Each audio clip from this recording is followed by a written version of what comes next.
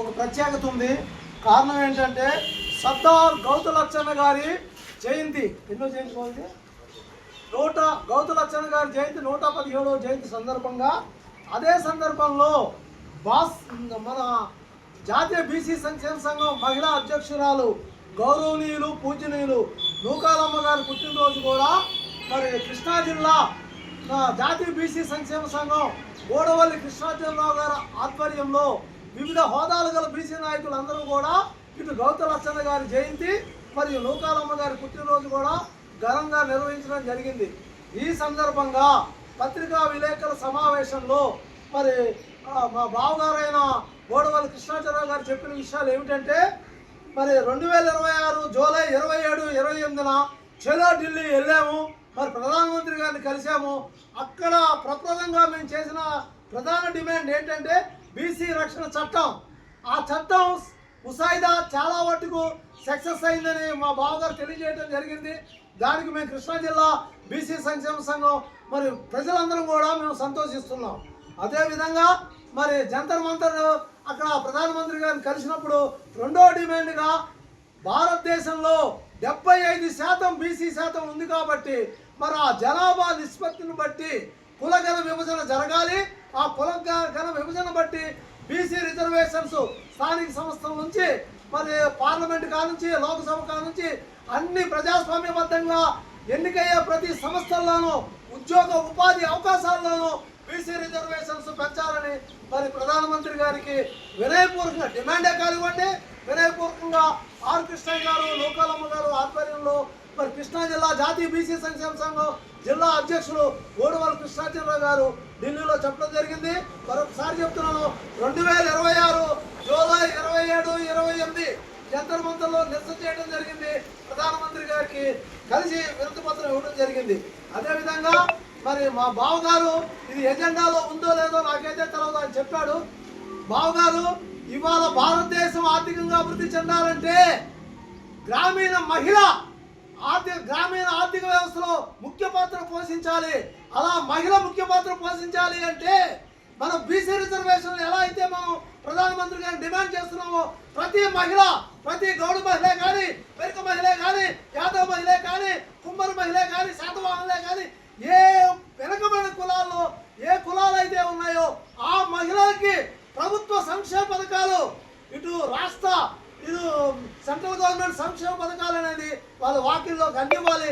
మహిళని ఎప్పుడైతే మనం గ్రామ స్థాయిలో మహిళల్ని వ్యవసాయ రంగంలో కానీ, పరిశ్రమ రంగంలో కానీ, కుటీర పరిశ్రమలో కానీ మన మహిళ ఒక పిల్లర్, ఒక ఫౌండేషన్గా తీర్చిదిద్దినప్పుడే మన బీసీ సామాజిక వర్గం అభివృద్ధిలోకి వస్తుంది. ఈ విషయం కూడా మేము ఆర్ కృష్ణయ్య గారితో మాట్లాడామని మా గౌరవనీయులైన మా కృష్ణా జిల్లా అధ్యక్షులు గోడవల్లి సత్యనారాయణ గారు చెప్పారు. అసలు మాకు ఆలోచన అనేది మాకు తట్టలేదు. ఆ ఆలోచన కలిగింది అంటే నేను ఈరోజు మాట్లాడుతున్నా కానీ నా నరాలన్నీ కూడా ఉత్పేదం చెందుతున్నాయి. అవునండి, నిన్న ఆగస్టు 15 సందర్భంగా గౌరవనీయులు మన దేశ ప్రధాని నరేంద్ర మోడీ గారు కూడా ఒక ముక్కలో చెప్పాడు ఆయన మహిళల గురించి. మరి ఇంత వివరంగా అది కూడా ప్రతిపాదన పెడితే బాగుంటుందని ఆర్ కృష్ణ గారితో మాట్లాడటం మేము చాలా గర్వపడుతున్నాం, సంతోషిస్తున్నాం. అలాగే ఇక ఇవాళ సర్దార్ గౌతులచ్చన్న గారి యొక్క జయంతి కాబట్టి 2 ముక్కలు ఆయన గురించి కూడా అందరికీ తెలవాలని నేను చెప్పదలుచుకున్నాను. ఏమండి, ప్రపంచంలో ఎక్కడైనా ఒక మనిషి సజీవంగా ఉంటే ఆ మనిషి విగ్రహం చేసి పాలాభిషేకం చేయడం అనేది చరిత్రలో ఎక్కడా జరగలేదండి. భారతదేశ చరిత్రలో కానీ, ప్రపంచ దేశ చరిత్రలో కానీ గౌతులచ్చన్న గారు సజీవంగా బతికున్నప్పుడే ఆయన విగ్రహానికి పాలాభిషేకం చేసి ఆ విధమైన గౌరవాన్ని ఆంధ్రప్రదేశ్ ప్రజలందరూ కూడా చాటుకున్నారు. అయితే ఒకటి ఇక్కడ మన మహాత్మా గాంధీ గారి గురించి చెప్తాం, అలాగే నెహ్రూ గారి గురించి ఎంతోమంది స్వతంత్ర సమత కోసం, మమత కోసం, దేశ స్వాతంత్రం కోసం ఉరికంబాన్ని ఆహ్వానించాడు. మరి భగత్ సింగ్, అల్లూరి సీతారామరాజు, ఇంతమంది గురించి మనం చెప్తాం. ఆ మహనీయుల యొక్క మాటలోనే ఒకే మాట, ఏ సమాజిక వర్గంలో అయితే గౌతులచ్చన్న గారు పుట్టారో ఆ సమాజిక వర్గానికి ఒక మాట చెప్పాడు. దయచేసి అన్యత భావించొద్దు. అరే, మీరు ఎంత కాలం అని కళ్ళు గీసుకుంటూ కత్తులు పట్టుకుంటారు. కత్తి కంటే బలమైంది కలం. మీరు విద్యావంతులైతేనే రాజకీయంగా, సామాజికంగా, మరి ఆర్థికంగా మనం అభివృద్ధి చెందుతాం. ముందు మనం చదవండి. చదివితే విద్య ద్వారా చైతన్యం అవుతేనే మనం ప్రపంచంలోనే గుర్తించబడతాం. కాబట్టి మీరు విద్యకి కుల వృత్తిని గౌరవించండి. కుల వృత్తిని మనం ఇన్సల్ట్ చేయొద్దు, కుల వృత్తిని మనం నిర్లక్ష్యం చేయదు.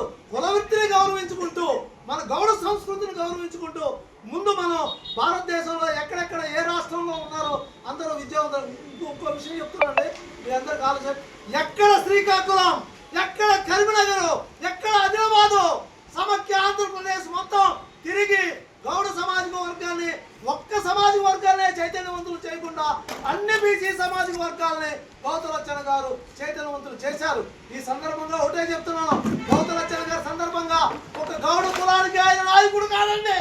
ఈ బీసీలో ఎన్ని సామాజిక వర్గాలు ఉన్నాయో అన్ని సమాజ వర్గాలకి మరి మనం మహాత్మా పూలే గురించి ఎలా అయితే చెప్తామో, మహాత్మా పూలే మరి మహాత్ముడు, గాంధీ మహాత్ముడు కంటే పూలే మహాత్ముడు అని పిలువబడ్డాడు.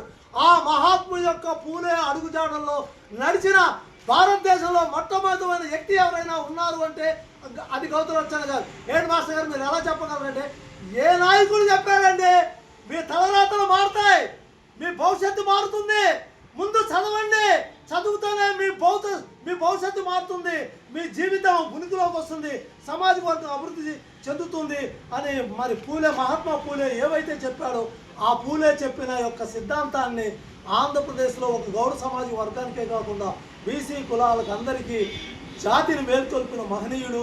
మరి అటువంటి మహనీయుడు యొక్క జయంతి సందర్భంగా మరి మాట్లాడటం నాకు అవకాశం కల్పించిన మా ఆంధ్రప్రదేశ్ కృష్ణా జిల్లా జాతీయ బీసీ సంక్షేమ సంఘం జిల్లా అధ్యక్షుడు గోడవల్లి కృష్ణాంజరావు గారికి, మా బావ గారికి నేను తెలియజేస్తున్నాం నా పరిచయం. నా పేరు బత్తుల రమేష్ బాబు, కృష్ణా జిల్లా జాతీయ బీసీ సంక్షేమ సంఘం ప్రధాన కార్యదర్శి, మరియు ఆంధ్రప్రదేశ్ భారతరత్న ప్రపంచ మేధావి doctor B R Ambedkar Andhra Telangana association సభ్యుని, మరియు ఆంధ్రప్రదేశ్ పెరికకుల పొరుగు క్షత్రియ రాష్ట్ర సమన్వయకర్తని. నా పేరు బత్తుల రమేష్ బాబు. మరొకసారి నాకు ఈ అవకాశం కల్పించిన కృష్ణా జిల్లా జాతీయ బీసీ సంక్షేమ సంఘం జిల్లా అధ్యక్షుడు గోడవల్లి సత్యనారాయణ గారికి మనసా వాచకర్మ హృదయపూర్వకంగా చేతులు అవసరిస్తూ ఈ సమావేశానికి హాజరైన వివిధ హోదాల బీసీ నాయకులందరికీ చేతులు